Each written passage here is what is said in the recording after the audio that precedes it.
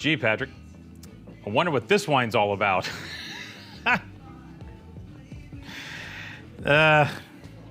Rieslingfreak, number 2, 2022, Clare Valley, Polish Hill, Reverence of Riesling, Riesling.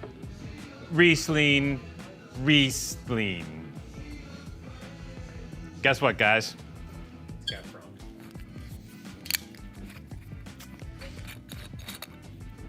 It's Riesling. Can't hide this one from you, can I? Nope. But seriously, John and Belinda Hughes. John Hughes kicked this off in 2009. Belinda joined later. Two of the most talented winemakers in South Australia, both with a fiendishly obscene adoration of Riesling, which we adore. The name is apropos. The name on the bottle is not hyperbole. It is not, oh, these guys, they probably make like 10 Shiraz wines and that. No. Name of the winery is Rieslingfreak, and accordingly, it's about Riesling freaks. Now, you think two very talented winemakers making Riesling, the wine would be pretty good. Well, newsflash, the wine's amazing. Absolutely amazing. These guys do a series of Rieslings, and you know, John, his background is with the great classic German Rieslings from the 70s, 80s, 90s, the sweeter styles, the Cabinets, the Spätlese, which are absolutely brilliant. And we love those wines a ton. And but he knew he was in Australia. Okay, so I need to make dry Riesling because the history of Riesling as a table wine in Australia has always been geared towards dry Riesling, starting from the 70s, late 70s into today. And you have to source the right vineyards to make brilliant dry Riesling. Where are those vineyards at? Well, he sussed them all out. And as you can surmise, most of them are in the Eden Valley and Clare Valley areas of South Australia. Eden Valley being the high valley above the Barossa Valley, and then the Clare Valley being its own special unique valley about an hour and change away from the Barossa. And both of these areas are known for making brilliant, brilliant dry Rieslings. In the case here, we got the Polish Hill River Vineyard, which was first planted in 1981 by none other than nerd alert, Max Schubert, founder of Penfolds. Not the founder, really, but the guy to put Penfolds in the map, shall we say. He knew the potential for great dry Riesling in Australia. And of course, like with everything else he's done, he was ahead of the game.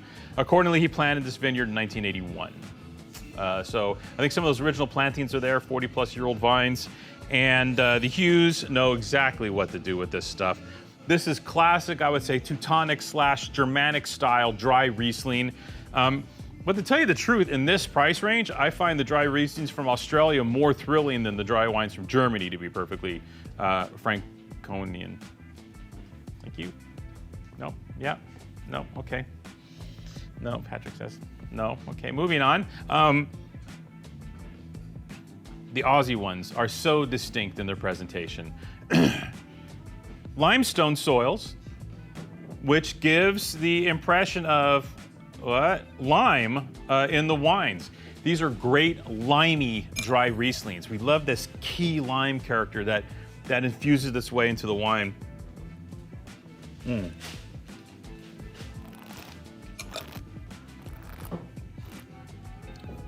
So bright, so scintillating, so packed with flavor.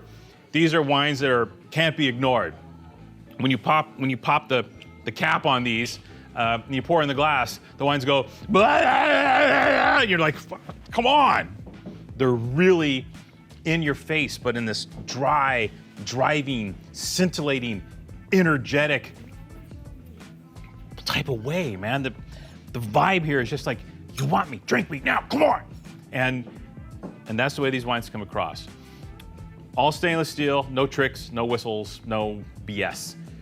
Just clean, pure, old vine Riesling from one of the best sites for Riesling, the Polish Hill River area in the Clare Valley on the planet. Wow. I can see why these wines get huge scores.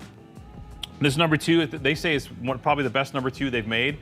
Now, this isn't like big production gear. They probably make under 300 dozen of these, as they say. They don't say cases. They say, oh, we make 300 dozen of these fine wines. So super limited production. We probably bought almost 10% of the production. We adore this gear. 96 points Wine Advocate. What? I mean, dude, Find me another 96-point wine from Wine Advocate that's under 20 bucks.